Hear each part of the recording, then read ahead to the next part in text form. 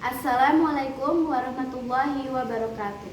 Bismillahirrahmanirrahim. Alhamdulillahirabbil alamin. Wassalatu wassalamu ala asyrafil anbiya'i wal mursalin wa ala alihi wa sahbihi ajmain. Amma ba'du.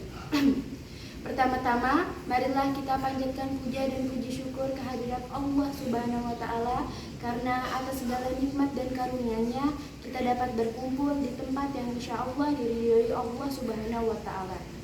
Tidak lupa sholawat serta salam kita haturkan kepada junjungan Nabi besar Muhammad Sallallahu Alaihi Wasallam yang telah menuntun kita ke jalan yang terang benderang. Sebelumnya saya ucapkan terima kasih atas kesempatan yang telah diberikan kepada saya untuk dapat berdiri di sini dan menyampaikan beberapa kata yang saya harap dapat bermanfaat untuk teman-teman semua dan untuk kita semua. Jadi, topik pembahasan kita kali ini adalah jangan jadi orang yang pemarah. Teman-teman di sini siapa yang selama hidupnya belum pernah marah atau belum pernah merasa ingin marah?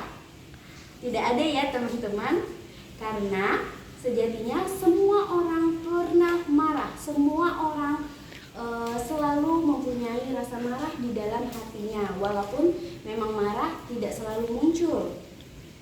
Jadi teman-teman, ada saja hal yang terkadang membuat kita ingin marah, baik hal kecil maupun hal besar. Ada saja hal yang membuat urat syaraf kita menegang, wajah kita memerah, emosi kita menggebu-gebu, dan tidak bisa kita hindari bahwa marah banyak sekali mendatangkan hal-hal keburukan. Seperti misalnya, jika kita marah, kita akan menjadi refleks untuk mencaci maki orang, menghina orang, berkata kasar, atau melakukan kezaliman lainnya. Teman-teman ketahuilah, sesungguhnya hamba Allah yang bertakwa adalah hamba Allah yang selalu berusaha menahan amarahnya walaupun di hatinya pasti ada amarah.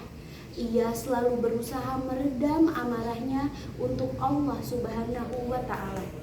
Terdapat dalam surat Al-Imran ayat 134 yang berbunyi, A'udzubillahi minasyaitonirrajim. Bismillahirrahmanirrahim. Alladzina yunfiquna fis-sarra'i wad-dharra'i wal qaziminal ghaidha wal 'afina 'anil nas. Wallahu yuhibbul muhsinin. Yang artinya, orang-orang yang bertakwa adalah mereka yang menafkahkan harta mereka di waktu lapang maupun sempit, dan orang-orang yang mampu menahan amarahnya serta memaafkan kesalahan orang lain. Allah menyukai orang-orang yang berbuat kebajikan.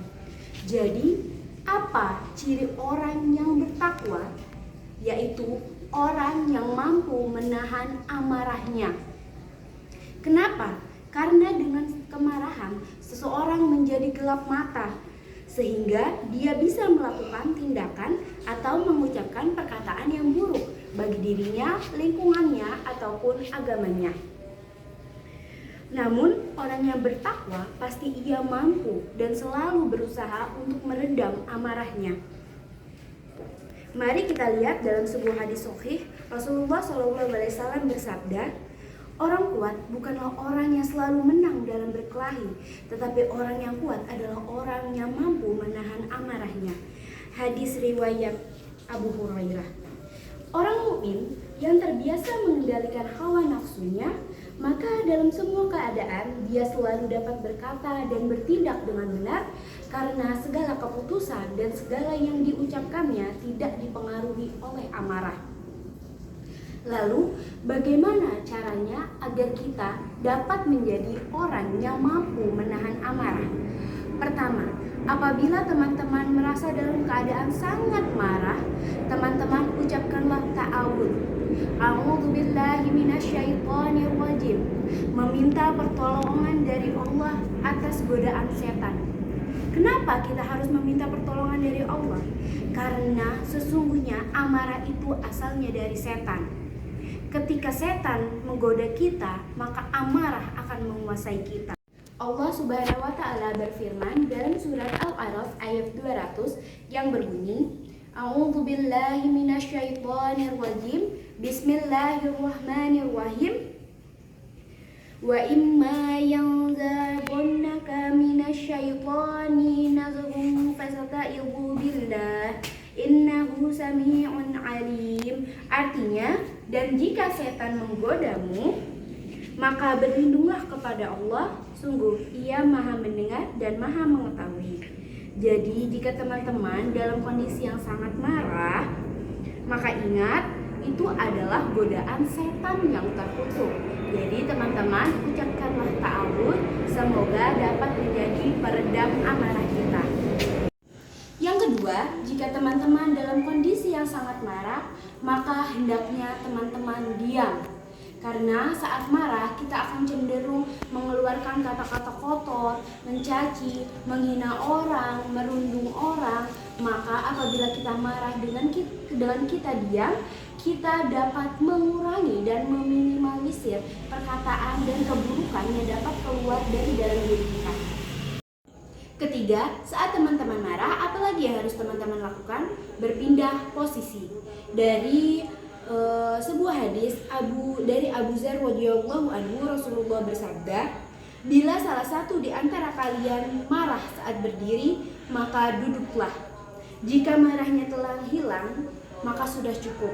Namun jika tidak lenyap, maka berbaringlah. Jadi di sini kita dianjurkan untuk berganti ke posisi yang lebih rendah. Jika sedang marah, jika sedang berdiri, maka teman-teman coba duduk, dan jika sedang duduk, maka teman-teman boleh coba untuk berbaring. Sehingga kita tidak memiliki kekuatan yang cukup besar untuk menghancurkan segala sesuatu yang ada di tangan kita. Misalnya, kita berubah posisi seperti itu untuk menenangkan diri kita sendiri. Yang keempat, ketika teman-teman marah, hendaklah berwudu. Dari Urwah As-Sadi, Rasulullah bersabda, sesungguhnya marah itu dari setan, dan setan diciptakan dari api, dan api bisa dipadamkan dengan air. Apabila kalian marah, hendaklah dia berwudu. Hadis riwayat Ahmad dan Abu Daud. Jadi, jika teman-teman dalam kondisi yang sulit dikontrol, cepat pergi berwudu, dan agar meredalah kemarahannya.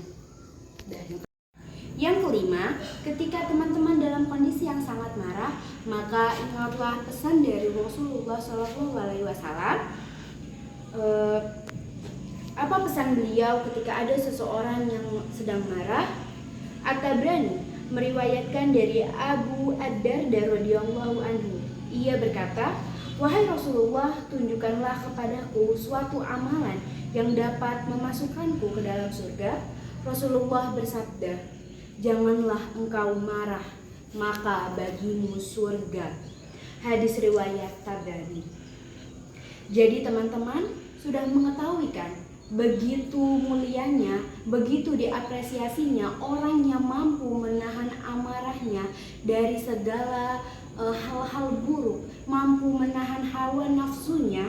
Maka teman-teman, setelah kita mengetahui caranya agar tidak menjadi orang yang pemarah, setelah kita mengetahui ganjaran untuk orang yang tidak pemarah, maka sebaiknya setelah ini mari sama-sama kita amalkan untuk menahan hawa nafsu kita agar kelak kita bisa bersama-sama di surganya Allah Subhanahu wa Ta'ala.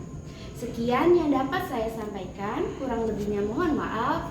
Wassalamualaikum warahmatullahi wabarakatuh.